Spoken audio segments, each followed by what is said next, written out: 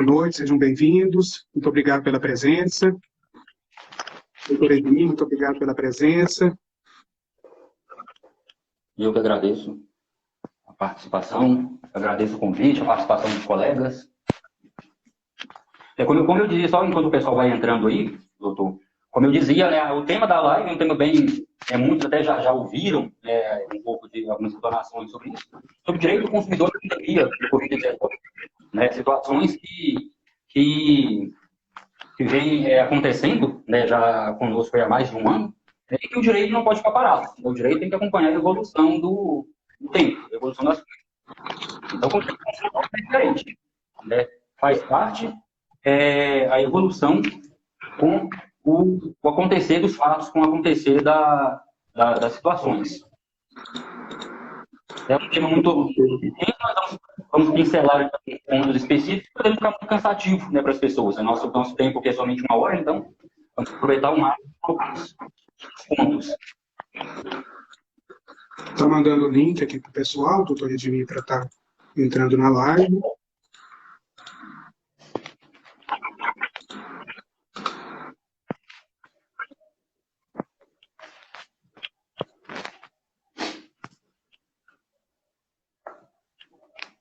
O pessoal também está acompanhando, vamos mandar convite aí para o pessoal, para os amigos, conhecidos, para poder estar fazendo parte desse simplório, breve momento de conhecimento.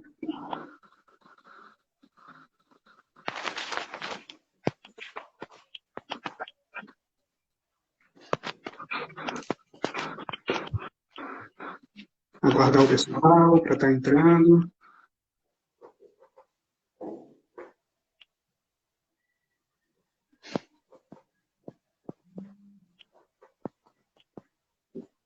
Ricardo, boa noite, seja bem-vindo.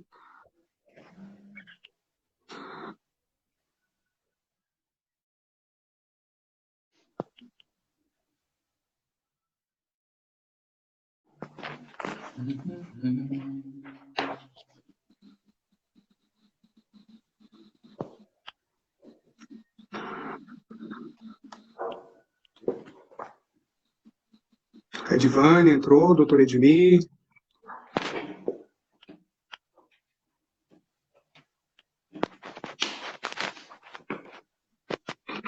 Esperar alguns momentos para o pessoal tá entrando. Acho que o pessoal agora que está verificando aí a live.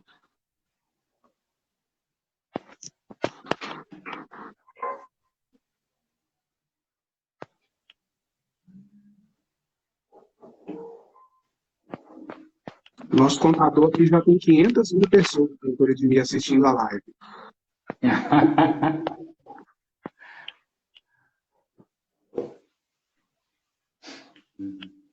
Já mandou os convites? Já mandei aqui para o pessoal uma lista de transmissão.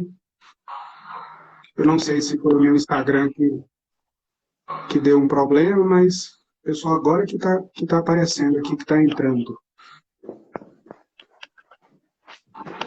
Então, vamos dando continuidade, que aí o pessoal já vai entrando e vai participando. Ok.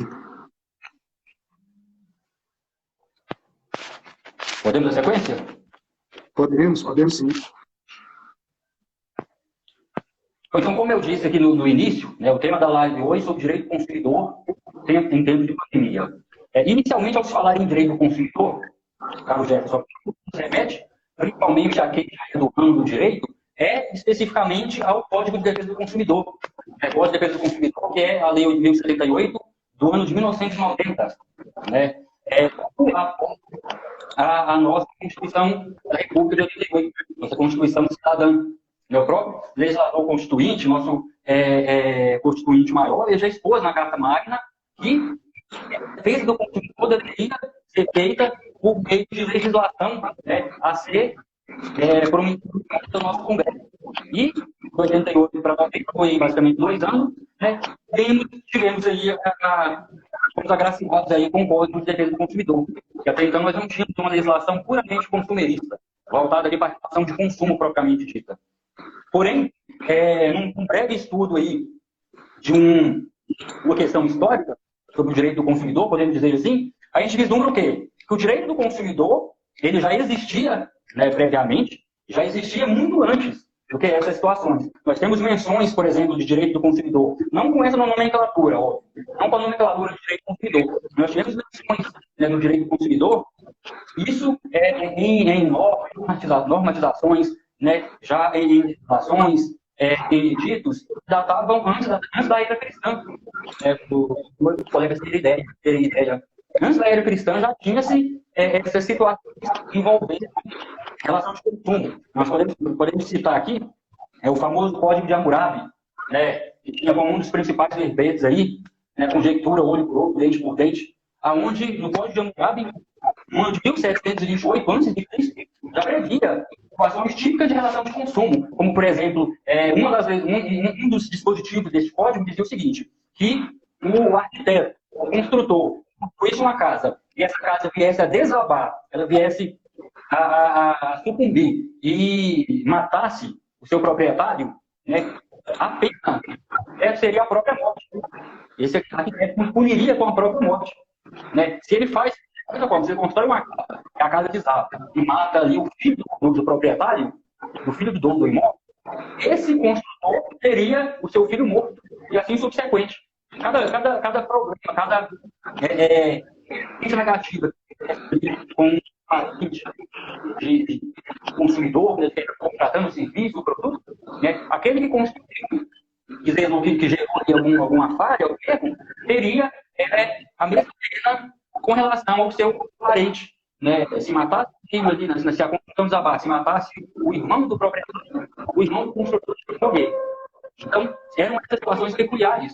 Né? E assim, era a mesma situação, por exemplo, com o imóvel que apresentava vício, né? O imóvel que apresentava rachadura no chão, na parede. O arquiteto ele tinha que fazer, que refazer o serviço às suas próprias expensas. Coisas que, situações semelhantes que já tem, e é previsto na nossa legislação atual, na nossa legislação contemporânea. A gente vê o consumidor, que a relação de consumo, onde tem ali um consumidor, um fornecedor, a disponibilidade de um serviço, de um produto, já tinha uma certa proteção, né, de forma esparsa, legislações diferentes, não só aqui no Brasil, mas também pelo mundo afora, antes mesmo da era cristã. Né? Na Índia, nós tínhamos a questão de pena de para quem detecta a adulteração de alimentos. Isso no século XIII a.C. Já tinha essas legislações contra quem adulterava gêneros alimentícios. Né? Na Europa medieval, tinha penas, inclusive, penas corpóreas. Isso no ano 1481. Já tem até um edito publicado pelo Luís XI, se não me engano, onde ele punia com banho escaldante, ou seja, banho de água fervente.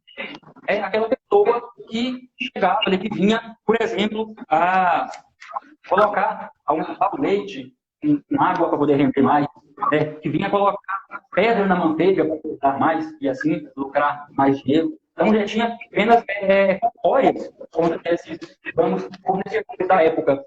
Né? Mais adiante, já no ano de 1725, já no próprio Brasil medieval, já tínhamos essa questão da obrigação, por exemplo, do Brasil colonial, por exemplo. No Brasil colonial já tinha essa obrigação, por exemplo, do dono, do fornecedor, do comerciante, ele era obrigado a colocar uma placa na porta do seu estabelecimento com o nome, a indicação de cada produto e o valor de cada produto, para identificar para o consumidor, os seus compradores, o que ele tinha naquele lugar, o que ele vendia e o preço de cada produto. E é coisa que, antigamente, nos famosos mercados, nas vendas, ainda era assim. Tinha ali cada produto com etiqueta.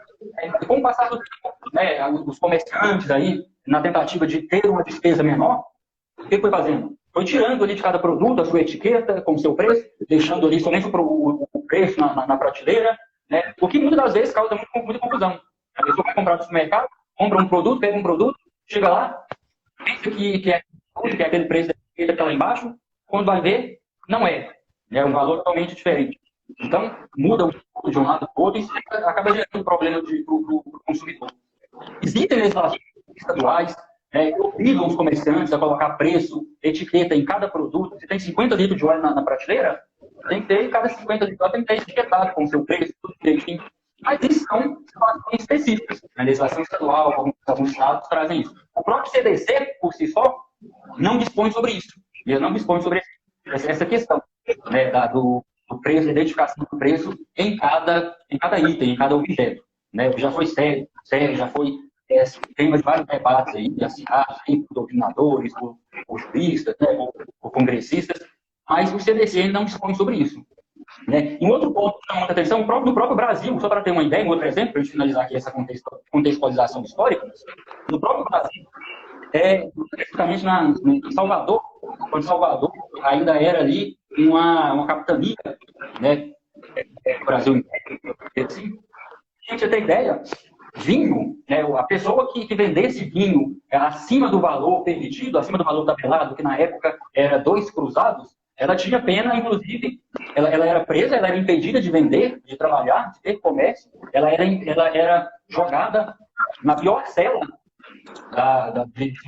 das prisões de Salvador, e logo em seguida ela era açoitada pela rua, né, pena corpórea, para quem vendia vinho acima do valor permitido ou com uma medida diferenciada.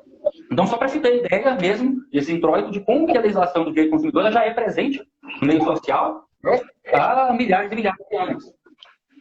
Dando um salto aqui na história um pouco, a gente vê interessante, só complementando as informações que o senhor passou, desde esses tempos antigos, que a legislação do consumidor, ela prevê esse consumidor como uma pessoa mais fraca na relação. Sim, até questões físicas, como o senhor diria, de penas para aqueles que não cumprem as regras da época. E isso é claro que com o aprimoramento das legislações não ocorre mais. Mas só para exemplificar que o consumidor sempre foi considerado uma parte mais fraca na relação. Mesmo nessa época antiga, de tempos passados, onde poderia se pensar que todas as pessoas ali que vendiam e que compravam poderia ter uma forma de tratamento igual. Mas o consumidor ele é sempre a parte mais fraca. A parte mais vulnerável é o que juridicamente nós chamamos, né, de hipossuficiência. A pessoa mais fragilizada e que não tem condições assim de prover tanto a sua defesa. Exatamente, tanto que o Código de Defesa do Consumidor traz esses 2 institutos, né? O Instituto da Vulnerabilidade, que é o princípio da vulnerabilidade, que presume-se que todo consumidor, né, é pessoa vulnerável, né? E a questão da hipossuficiência, que é mais uma questão de direito processual, está mais ligado ali à inversão do ônus da prova, né, e tal, né? Então, esses 2 institutos estão bem salientados aqui no nosso Código de Defesa do Consumidor, como bem salientado aí pelo senhor. Dando sequência aqui à questão da Revolução Industrial, a gente já vê um passo enorme nessa questão do consumo. Porque antes da Revolução Industrial, o que a gente tinha? Boa parte das pessoas viviam em atividade, digamos aí, rural, né, moravam no meio rural, produziam para si, para a sua subsistência, e pouca coisa além do que produzia para si, que era vendido, que era trocado. Então, o que era produzido ainda de forma pessoal. Né? Eram as pequenas manufaturas, né? Eram ali os pequenos produtores, né, de tecido, né, de bens ali, de consumo, de alimentação. Né? E com a Revolução Industrial pós-Segunda Guerra, a gente já vê que houve uma modificação enorme com relação a isso.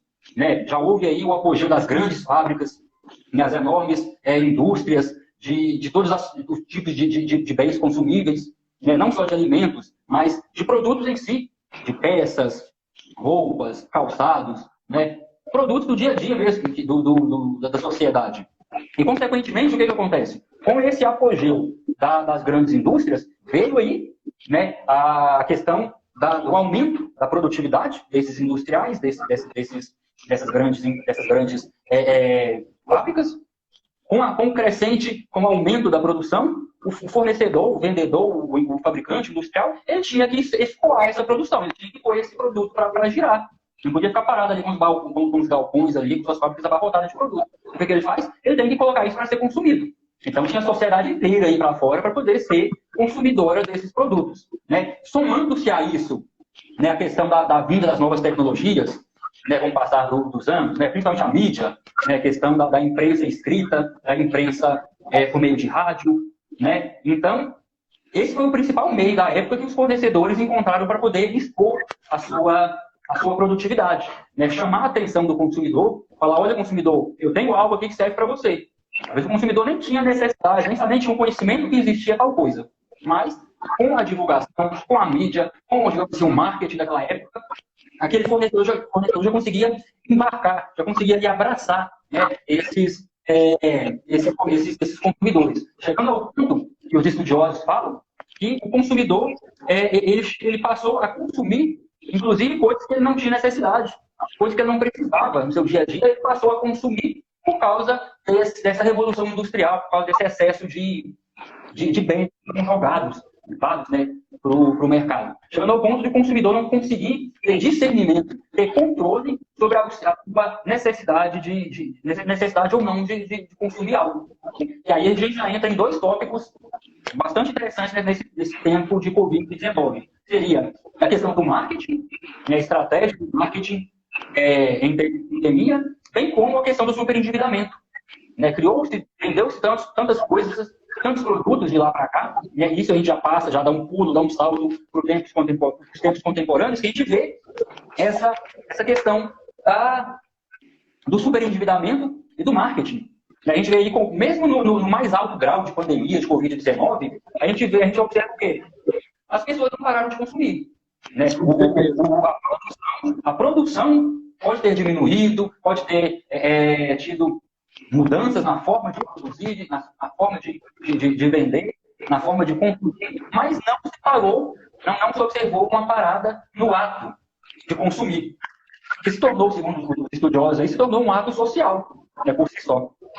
Ninguém consome mais simplesmente porque precisa, não é mais para sua subsistência. Consumir virou um ato social. É quase que você não consegue encontrar alguém que não consuma algo. Seja em questão de lazer, seja em questão de saúde, seja em questão de educação, seja em questão de alimentação, de vestimenta, né?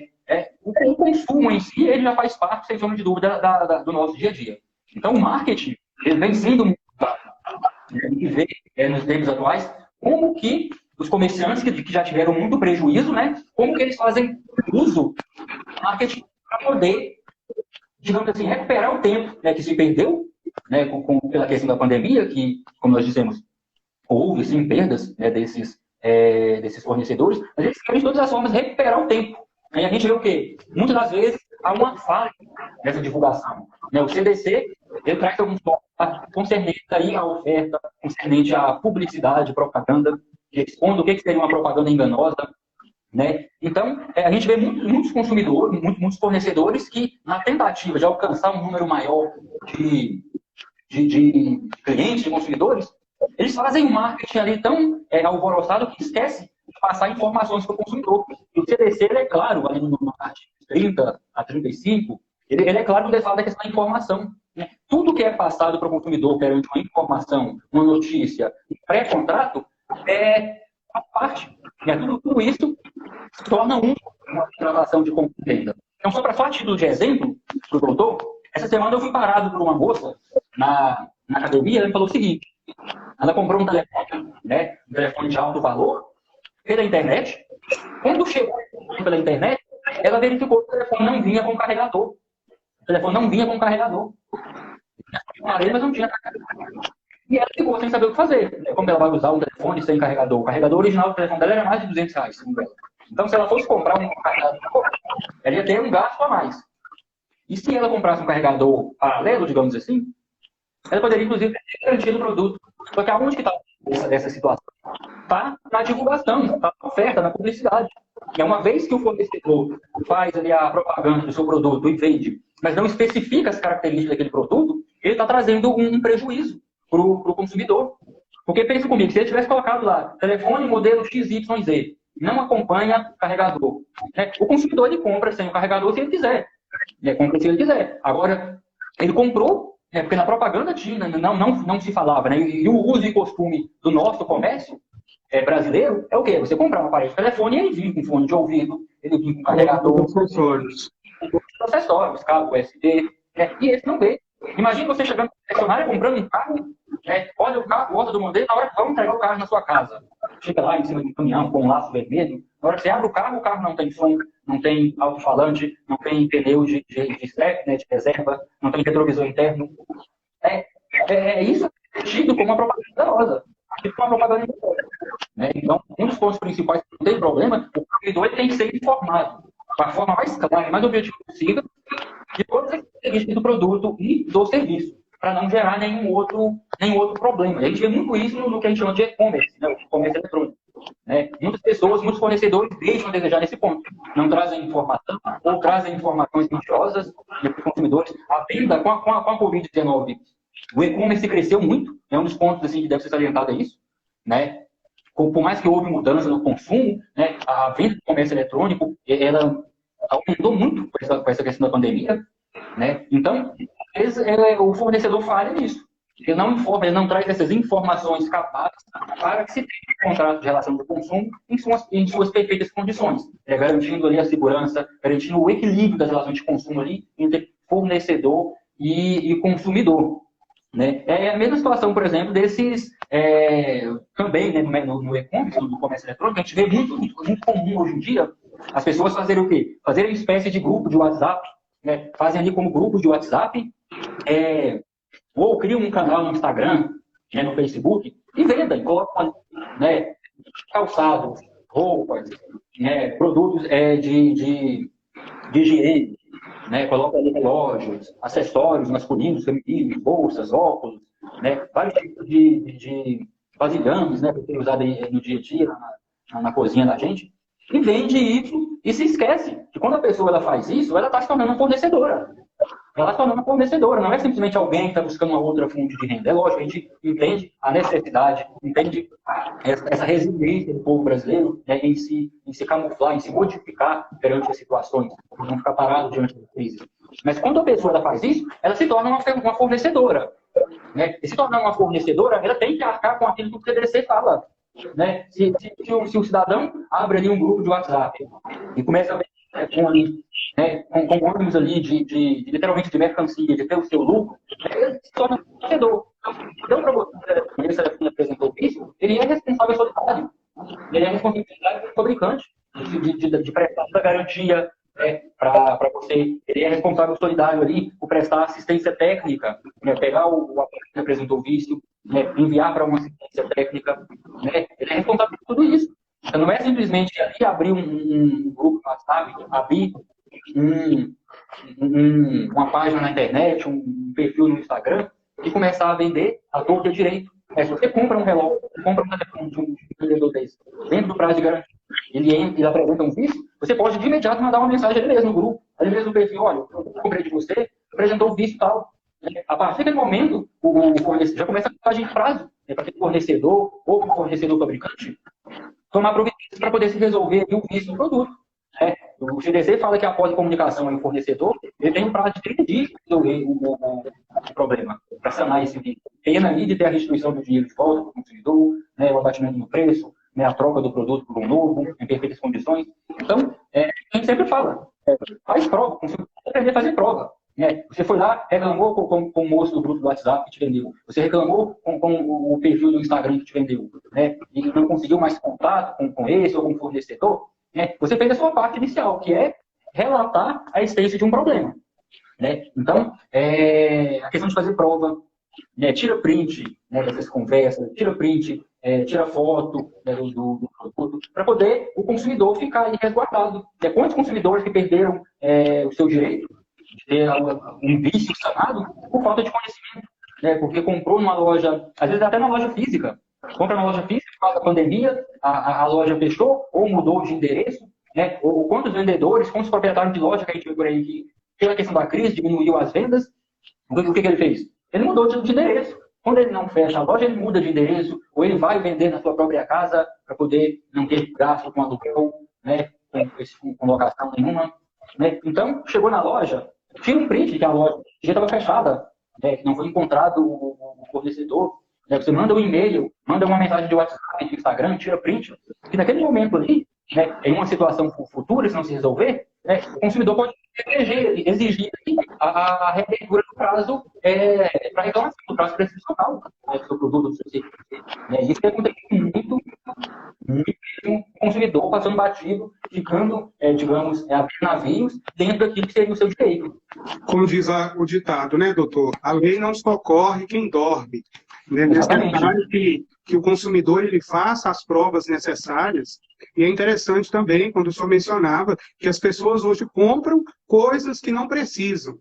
né? E muitas vezes acabam sendo induzidas por essa questão do marketing, da propaganda, que muitas vezes é caracterizado também por outra circunstância muito comum nas relações de consumo, que é a venda casada. Eu te vendo isso, se você me comprar também junto com aquilo. É muito comum, assim como o senhor dizia, hoje está virando uma prática dentro da relação de consumo, os acessórios se tornarem parte da compra na relação de consumo e não virem com o produto, assim como o senhor dava exemplo de um smartphone. É necessário hoje que os consumidores comprem os seus carregadores, que comprem os fones de ouvido, tudo aquilo que é acessório, que já deveria ser direito do consumidor, está virando uma venda casada. Né? Uma coisa altamente, uma situação proibida pelo Código de Defesa do Consumidor, que isso a gente vê descaradamente. Tem a cama e você pode, de brinde ou com um valor mais baixo, ter o colchão. Ah, eu quero comprar só o colchão separado. Aí não vende. Nessa circunstância é bastante comum nas relações de consumo. Quando o senhor falava dos direitos do consumidor, isso é uma coisa que vocês deixam passar batido, principalmente com o advento do e-commerce. Como o senhor disse, hoje a gente compra, muitas vezes, o que não quer, e compra e não vê o produto porque compramos pela internet. Quando compramos, então, vemos um produto que não é de boa qualidade, vemos um produto que não surpreende as nossas expectativas. E aí aquela questão que está prevista no Código de Defesa do Consumidor, que é a devolução.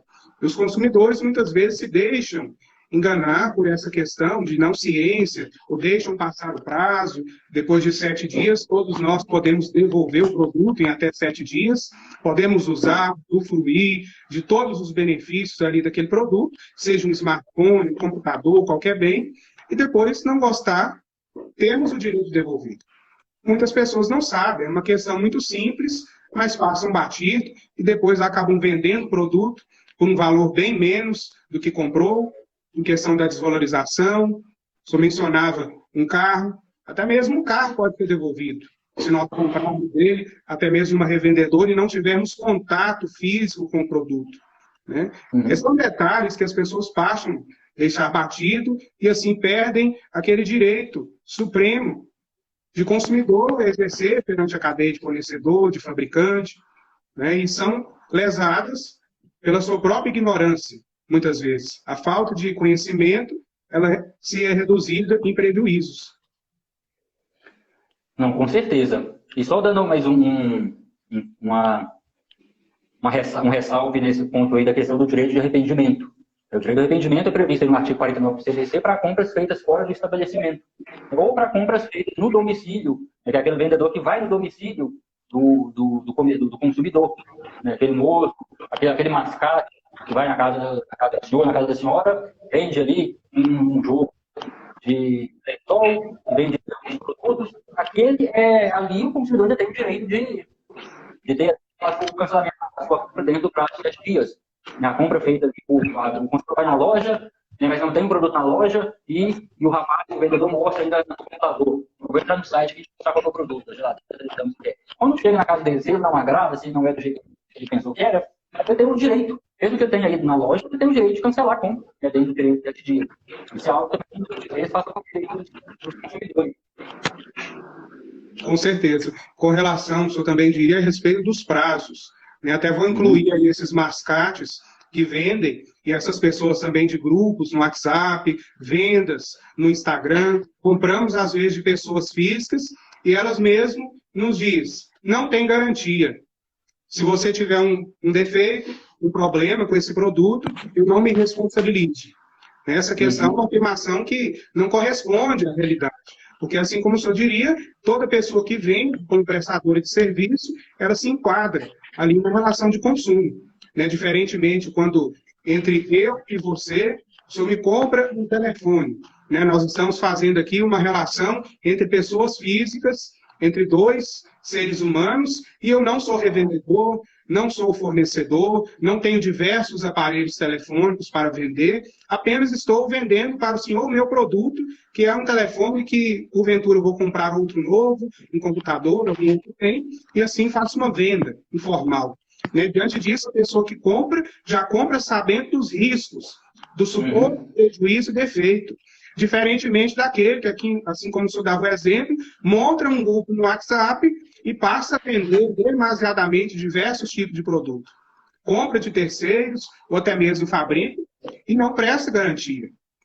Não presta nenhum tipo de assistência técnica, nenhum tipo de auxílio, não dá nenhuma informação depois da compra. Isso é passível, né, até mesmo de ação judicial, de busca ao órgão de defesa do consumidor, como o PROCON, para que possa ter o seu prejuízo sanado. A gente até vê muito na televisão estes programas que se denominam patrocinadores em defesa do consumidor, né, assim tantos programas acontecem, porque os fornecedores não cumprem as regras tão simples de informação, de clareza, de garantia para com aqueles que vendem o produto.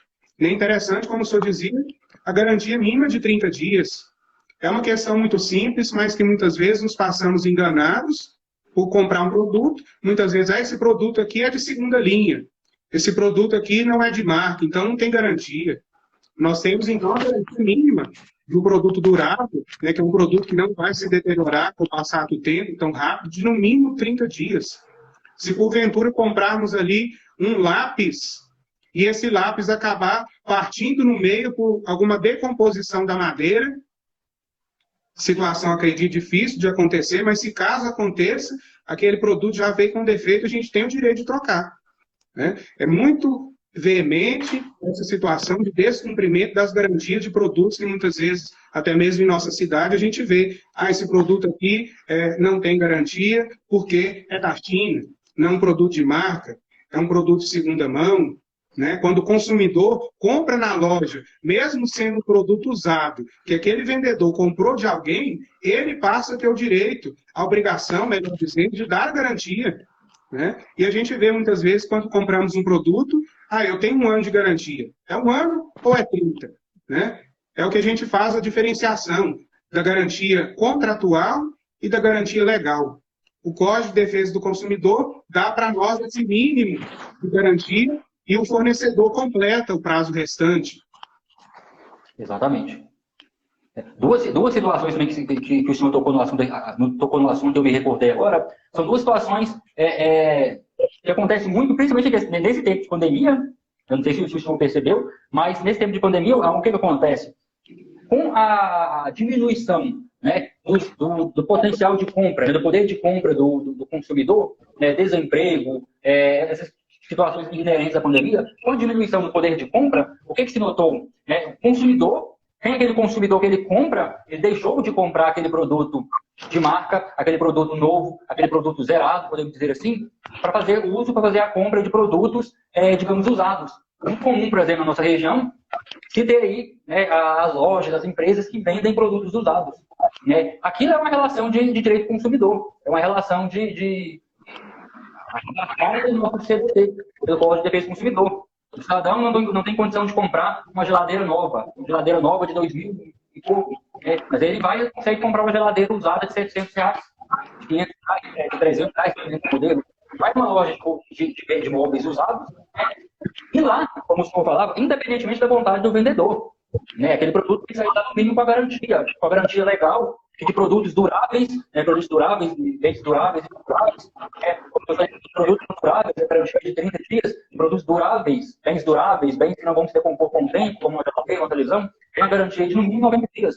Então não precisa o vendedor falar, não estou garantido que é usado. Não, esse produto tem garantia de no mínimo 90 dias. Isso aí é garantido por lei. Ele não precisa ter a garantia contratual, esse plus, essa extensão de garantia. Mas a garantia de 90 dias, ela é certeira. Isso aí não falha. Independentemente se o produto tem 50 anos de uso, 10 anos de uso, a garantia é o consumidor, faz jus, tem direito, e se porventura algum vendedor, algum fornecedor se negar a dar essa garantia, o consumidor pode exigir, se continuar for negar, continuar negando, o consumidor pode buscar aí os órgãos de defesa do consumidor, o PROCON municipal, né, ou dependendo da situação, até intentar uma ação judicial aí contra esse fornecedor. Um outro ponto também que já não é uma relação de consumo é aquela pessoa que desfaz, né, dos seus bens, né, por uma situação de crise, e ele se desfaz dos seus bens, vende seu computador, vende a sua televisão, né, vende seu sofá, para poder comprar alguma outra coisa, para poder pagar o seu aluguel, para poder pagar ali um remédio, uma questão de saúde própria ou de alguém, então ele vai desses grupos aí, desses classificados, disso, daquilo, e vende seu produto. Isso já não é uma relação de consumo, isso já é uma relação civil. Né? Fazendo de, né, prova de valor, já não se trata de uma relação cobertada aí pelo CDC. Então, essa pessoa já não tem que dar garantia, já não tem que prestar assistência técnica se o produto vier a apresentar algum vício. Com relação a essa questão da garantia, é muito veemente quando a gente percebe que os consumidores não têm ciência do seu próprio direito. Né? Como o senhor dizia, muitas pessoas imaginam que ao comprar aí no grupo dos classificados, elas têm garantia. Quando, muitas vezes, a falta de conhecimento, de imaginar que em uma situação tem, quando não deveria, e em uma situação que deveria, ela tem o desconhecimento.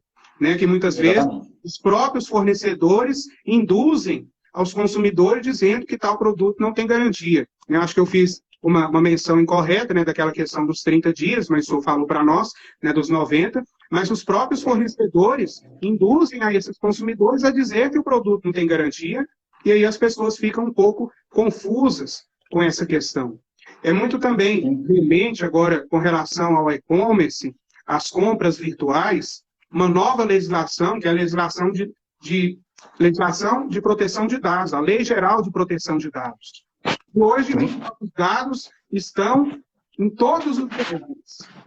A gente vai fazer uma compra na internet, tem que declarar uma residência, tem que declarar os nossos dados pessoais. Muitas vezes, para abrir uma ficha de cadastro em uma empresa, nos pedem diversos dados.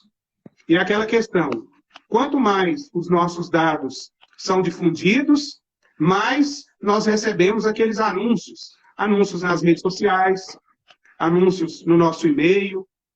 Isso vem ser regulamentado pela Lei Geral de Proteção de Dados, aplicado ao Código de Defesa do Consumidor, para que as empresas possam ter um maior cuidado com os dados que recebem. Porque os nossos dados eles podem ser categorizados em diversos patamares.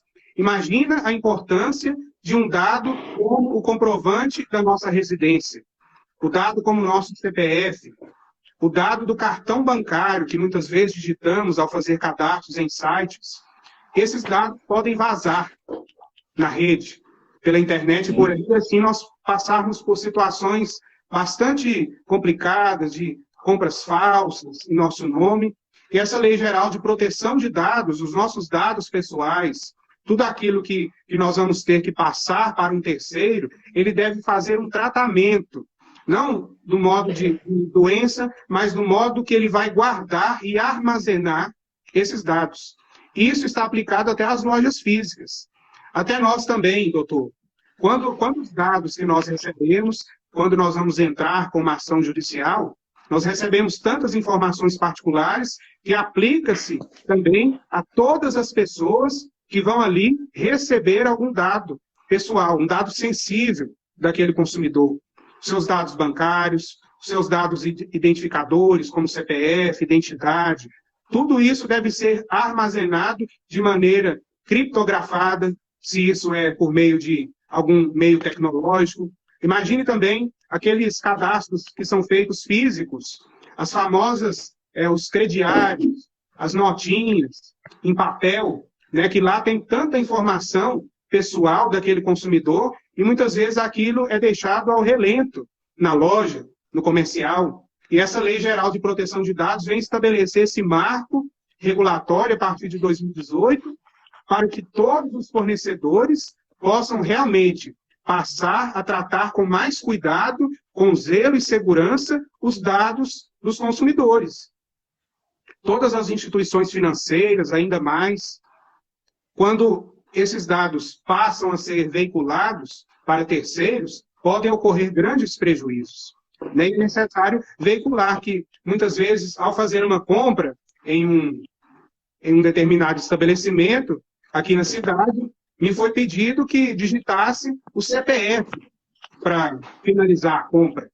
E é direito do consumidor, segundo a Lei Geral de Proteção de Dados, escolher quais dados ela vai fornecer àquele fornecedor.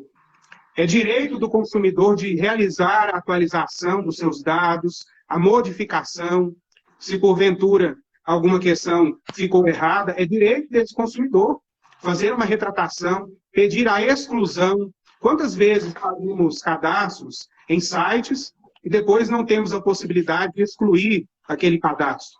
Procuramos na internet, no próprio site, e não fornece para nós o direito de cancelar e de excluir os dados que nós fornecemos àquela empresa, àquele fornecedor. E é direito do consumidor essa situação, que ele possa realmente ter os seus dados excluídos daquela base de dados que foi anteriormente cadastrado. E isso é altamente descumprido. Tanto é que nós recebemos dia após dia cada vez mais e-mails com ofertas, com vendas, dado vista as nossas informações pessoais estarem na rede. Demasiadamente sendo até mesmo vendidas por empresas que se consideram especializadas nisso, de vender e-mail, de vender telefone. Quantas vezes nós passamos a receber diversas ligações de telemarketing, ainda mais nesse tempo de pandemia, bloqueamos aquele número e vem 3, 4, 10 números diferentes, e é direito do consumidor ter a sua liberdade de exclusão de todos os seus dados que anteriormente ele forneceu, ou até mesmo desses que ele não forneceu e está ali recebendo diversos tipos de veiculações. É uma situação bem complicada aqui. Fazendo algumas leituras alguns dias atrás, eu tinha a seguinte notícia, que mesmo em época de pandemia, mesmo com tanta coisa, digamos, ruim acontecendo, né, o número de golpes na internet cresceu muito.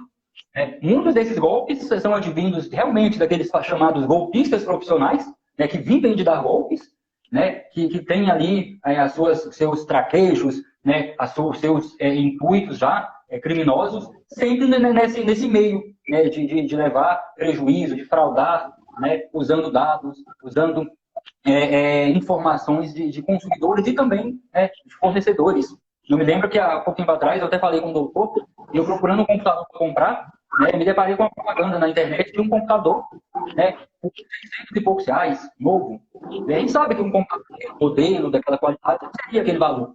Então, o golpista está na internet o tempo inteiro, 24 horas por dia, né, aguardando ali a primeira possibilidade para poder abocanhar ali uma informação, alguns dados, encobrir e fraudar ali uma relação de consumo. E outro ponto que vale salientar, como o senhor colocou, a necessidade do consumidor, né, mesmo perante essa crescente utilização do mercado do comércio eletrônico, o consumidor tem que aprender a se defender. Para eu, usando o seu cartão de crédito, eu preciso o quê? Da foto, né, de um lado e do outro do seu cartão. Eu tendo a numeração do seu cartão, eu tendo a de segurança, eu consigo fazer compra. O consumidor tem que ficar com essa situação. O índice de criminalidade envolvendo o mercado eletrônico, ele aumenta cada dia mais. Tanto já tem até um ramo no próprio direito penal, voltado para crimes cibernéticos. Então, o consumidor deve sim ficar atento a essa situação. É interessante também que, até mesmo no início da pandemia, foi mais um enfoque, né, doutor? Eu acredito que o senhor pode falar mais para nós a esse respeito, sobre o cancelamento de tantos serviços e de tantas situações que deixaram de existir em vista da pandemia. Hoje acredito que isso em menor escala, mas ainda ocorre, até mesmo pelas chamadas diversas ondas que vêm ocorrendo na pandemia. Quando se imagina que as coisas vão se normalizar, as coisas se tornam dificultosas novamente. Mas com relação ao cancelamento dos serviços, qual seria o direito do consumidor quando se vê marcado ali, até mesmo para, dando um exemplo, um evento, uma festa, um casamento, uma formatura, até mesmo uma prestação de serviço, assim como as escolas, né, escolas particulares que ficaram suspensas por um bom período, e muitas pessoas ficam na dúvida, diante dessa situação, quais são os seus direitos, o que ela pode realmente fazer para exercê-los diante dessa situação. Bom, nesse período de pandemia, é bom o doutor ter salientado, nós tivemos, só para ter ideia da importância do direito a acompanhar o tempo, não ficar parado. O direito não pode se petrificar com o passar do tempo. Nós tivemos, do ano passado, nós tivemos duas edições de legislações com relação ao direito do consumidor, que é a legislação 1434/2020 e a lei 1446/2020. A primeira ela versa sobre a questão de cancelamentos de produtos, de serviços do tipo shows, né, bem serviços voltados para a cultura, lazer, shows, né, aquele show que tinha sido marcado, né, dentro de determinado local, de um espaço geográfico, dentro de uma data, né, aquele teatro, aquele cinema, né, e o consumidor que fez a aquisição desses produtos, desses serviços, estou dizendo, né, veio que uma legislação de 2020, né, ao meu ver, uma legislação que ela beneficia um pouco mais ao fornecedor do que ao próprio consumidor. Essa lei voltada especificamente para fomentar o mercado do lazer, né, da cultura, né? Então, só dando uma pincelada em alguns pontos específicos, né? Essa legislação, só para começar, ela traz o seguinte, nos seus principais artigos, né? Esse fornecedor de atividade cívica não será obrigado a reembolsar, não será obrigado a reembolsar os valores, né? Desde que ele cumpra com algumas outras atitudes, digamos assim. Ele tome pelo menos duas atitudes específicas, que seria a remarcação do serviço, e seria também a disponibilidade de crédito para ser usado ou abatido num outro serviço. A gente pode pegar aí e comprar para uma ideia, um exemplo, o consumidor adquirir uma grande festa cultural da região. Comprou ali o passaporte, pagou ali R$ 500 para ir todos os dias na festa, desfrutar cada dia de um show diferente. Veio a pandemia e cancelou, teve que cancelar esse show. O que a legislação preconiza?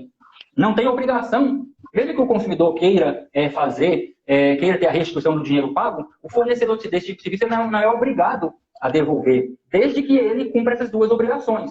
Seria ali remarcar o show, teria que estar remarcado ali numa outra data, né, com a mesma qualidade, né, com aqueles mesmos artistas, com tudo que foi oferecido na primeira oferta, desde que ele remarque para a data futura, né, ou que ele ofereça um crédito.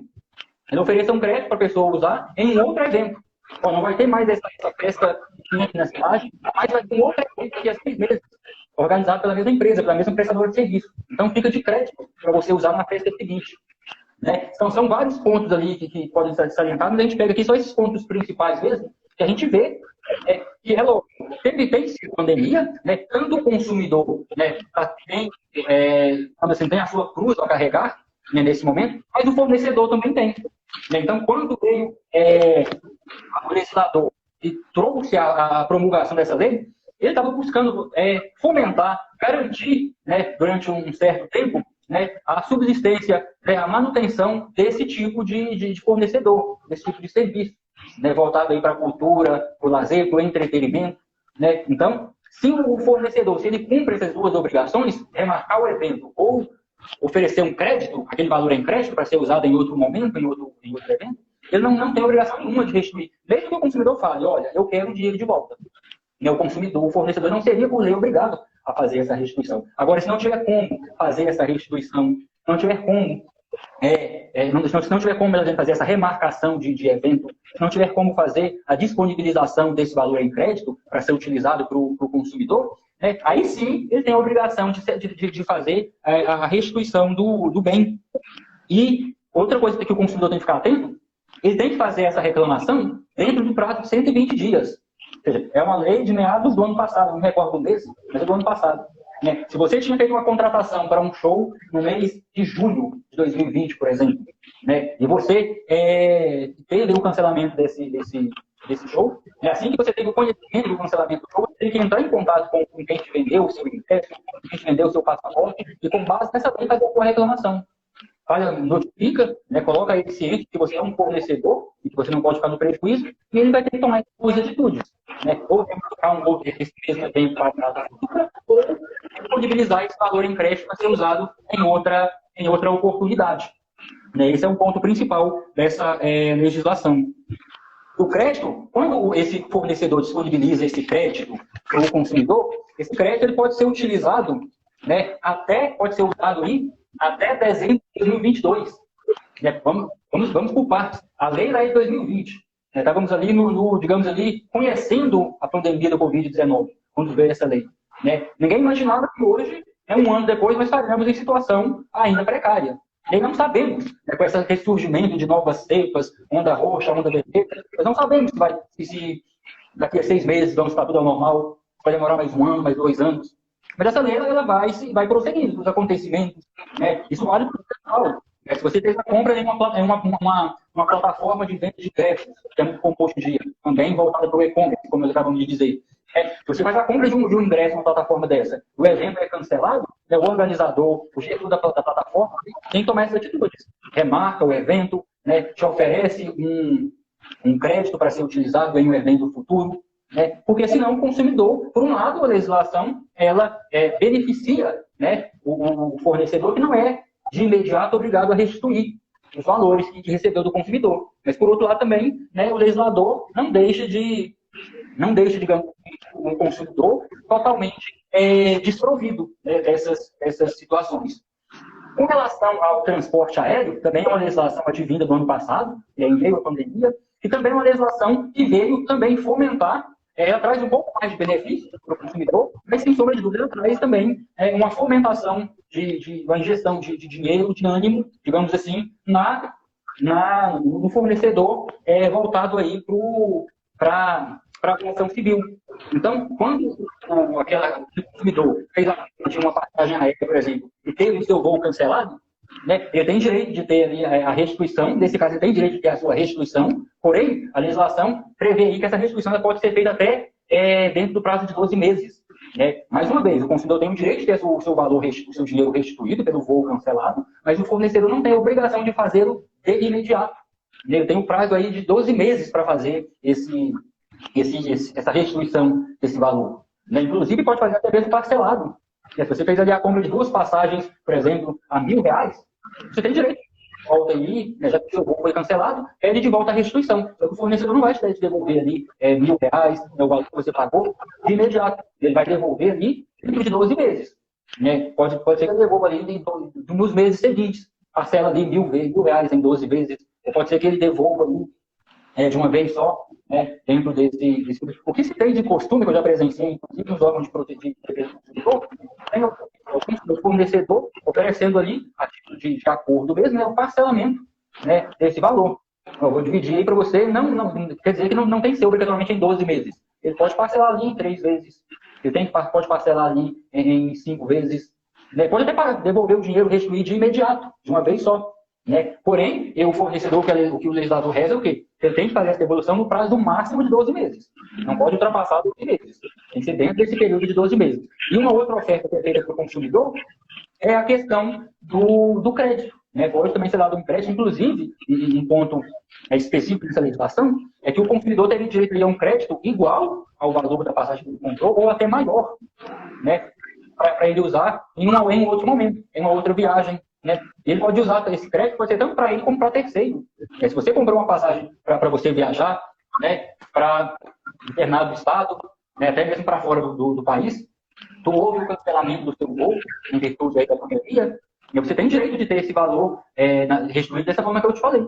Né? Você pode ser restituído para você, pode ser restituído em nome de terceiro, pode ser restituído em nome de um amigo, em nome de um familiar, em nome de um parente. Né? E também, ou então pode ser feito da forma de parcelamento, né, dentro desse período aí de 12 meses. Então, são pontos assim, que muitas das vezes o consumidor não sabe, né, acaba passando um pouco de batido. Percebido. Né? E outra coisa que também é muito salientada, que eu já vi acontecer, é aquela pessoa que compra a sua passagem não no dinheiro, não no cartão, mas compra através de milhas. Né? Se você comprou uma passagem através de milhas e o seu voo foi cancelado, você tem os mesmos direitos. Você tem que ter restituído, né, esse valor, o valor equivalente à passagem. Se for no cartão de crédito, você tem direito à restituição do mesmo valor. Né? Não importa se você comprou à vista, se você parcelou no cartão, se você comprou por milhas, se você comprou no dinheiro, no balcão da companhia aérea. Né? Isso não faz diferença. A restituição é feita de qualquer forma. Não é porque você comprou em forma de milha que você não vai ter direito à restituição do valor que você comprou. Né? Isso é um ponto muito interessante que muitas das vezes os consumidores não sabem. E além disso, a gente pode salientar aqui que além dessas restituições, desses créditos, desses parcelamentos, digamos assim, que as companhias aéreas têm oferecido para os consumidores, ela também tem que disponibilizar pode ser, essas companhias podem vir a ser, dependendo do que acontecer, a companhia pode sofrer aí processo por uma indenização de dano moral. Né? A ANAC, que é a Agência Nacional de Aviação Civil, ela disponibiliza ali uma lista de situações, problemas que acontecem envolvendo a aviação civil, né, que o fornecedor deve, digamos assim, não é nem ser penalizado, ele deve arcar com o consumidor. Agora, falando especificamente, não só com relação à Covid-19, mas se uma sua passagem aérea está no Brasil esperando o seu voo, né, e o seu voo é cancelado em cima da hora, com o senhor lá na fila, a companhia tem que arcar com seus prejuízos. Muito consumidor não sabe disso. Né? Se o cancelamento do voo, para você pegar um outro voo, né, demora aí mais de uma hora, a companhia aérea que cancelou o seu voo tem que disponibilizar para o senhor um meio de comunicação, se o senhor fizer necessário, seja telefone, seja e-mail, seja um computador, tem que disponibilizar isso. Né? Se demora mais de 2 horas, tem que disponibilizar alimentação de qualidade, não é qualquer pacote de batata frita, de biscoitinho, refrigerante, é uma alimentação de qualidade. Né? E se porventura você demora a ser atendido, demora a conseguir um voo, outro voo, né, demora mais de 4 horas, por exemplo, você já tem direito aí, por exemplo, à instalação pernoite no hotel, traslado do aeroporto para o hotel, inclusive dano moral. Né? A jurisprudência das cortes superiores tem entendido que no caso de perda de voo, em que a pessoa demora mais de 4 horas para ter a situação sanada, esse ponto já caberia a verba indenizatória por dano moral. Isso é um ponto que muitos consumidores deixam passar, né, sem perceber, às vezes por falta de conhecimento. Né? Para finalizar o nosso encontro de hoje, doutor, acredito que boa parte daquilo que aconteceu na pandemia com relação ao direito do consumidor advém do isolamento, dessa questão de as pessoas não poderem realmente frequentar os estabelecimentos comerciais, e isso afetando, como nós dissemos, a questão do comércio à distância. Aí eu vou incluir outra modalidade, que é o famoso delivery, né, que aumentou também drasticamente ao patamar de entregas. Né, geraram também bastante empregos. Mas aí eu quero encerrar essa nossa live de hoje com algumas observações bastante pontuais, para que mais do que as pessoas possam observar as normas e direitos do consumidor, mas que também elas possam se prevenir de supostas situações que, porventura, assim como o senhor dizia também, desses golpistas profissionais, né, que usam os nossos dados pessoais, aí, internet afora, para que nós, como consumidores, todos que estão assistindo a live, depois quero convidar também vocês compartilharem essa live, ela vai ficar salva aqui no perfil, para que outras pessoas também possam ter essas informações que são bastante importantes e que poucas pessoas muitas vezes conhecem. Que hoje, todo dia, no jornal, a gente vê uma espécie de golpe diferente. Nas redes sociais, no WhatsApp, até mesmo de delivery, agora tem acontecido bastante. E são observações muito simples, mas que podem evitar drasticamente o aumento desses golpes. Seja na internet, ter cuidado. O senhor dizia que precisava comprar um computador novo. É muito fácil hoje a gente achar links de ofertas no Google, digitamos o produto que precisamos, tem lá diversas opções. Com relação à internet, é necessário que a gente valide aquele site, observe se realmente é um site verdadeiro, é uma loja confiável. E aí nós temos diversos sites especializados, até mesmo para ver se aquele fornecedor cumpre ou não o Código de Defesa do Consumidor. Como Reclame Aqui, Consumidor Gov, são essenciais para que o consumidor possa se precaver ao fazer uma compra na internet. Até mesmo física, em um estabelecimento comercial, quando esses são bastante conhecidos. Né? Sim. É necessário que o comerciante, o consumidor, veja se esse site é verdadeiro. É importante não acessar qualquer site, acessar links recebidos por e-mail, pelo WhatsApp, para que a gente não caia nessa questão de golpe, de ter os nossos dados capturados. Com relação às entregas, é importante, já noticiamos vezes no jornal, aquela situação da pessoa passar diversas vezes a compra na máquina de cartão em uma máquina que ela nem consegue estabelecer ali qual o valor que está sendo passado e não ter a ciência do que ela está pagando. É necessário ter cuidado com o cartão. As pessoas têm o contato aí, muitas vezes, com as instituições bancárias e confiam em terceiros que ligam, muitas vezes fraudulentas, essas ligações, e confirmam seus dados pessoais, confirmam o cartão, o código de segurança, a senha, e assim passam a sofrer os golpes. É necessário também que os consumidores estejam sempre atentos a essas particularidades de não passar a senha para terceiro, de verificar se o site é verdadeiro ou falso, para que não possa realmente passar por situações que, quando elas chegam a acontecer, hoje em dia, nessa modalidade de pagamento, que é o Pix, né, que é difícil reverter a situação quando a transferência foi feita, há possibilidade hoje em dia de sequestro relâmpago na modalidade de pagamento daquele sequestro mediante o Pix. Então é necessário que os consumidores, até mesmo com seus próprios aparelhos telefônicos, smartphones, protejam o aplicativo de banco com senha, para que no caso de perda ou roubo, não passe também por essas situações. Não, e já finalizei o nosso tempo, já está se esgotando, né? Então, só para poder dar mais uma pontuada nessa questão que o doutor fala sobre a proteção, né, de dados. Eu me recordo de um professor, uma vez ele falava, né, nós temos aí o Código de Defesa e Proteção do Consumidor. Né? A legislação no papel, propriamente dita, ela é uma coisa linda. Ela é uma coisa, podemos dizer assim, mais seja se tem as suas falhas, né, ela tem todo o seu mérito, digamos assim.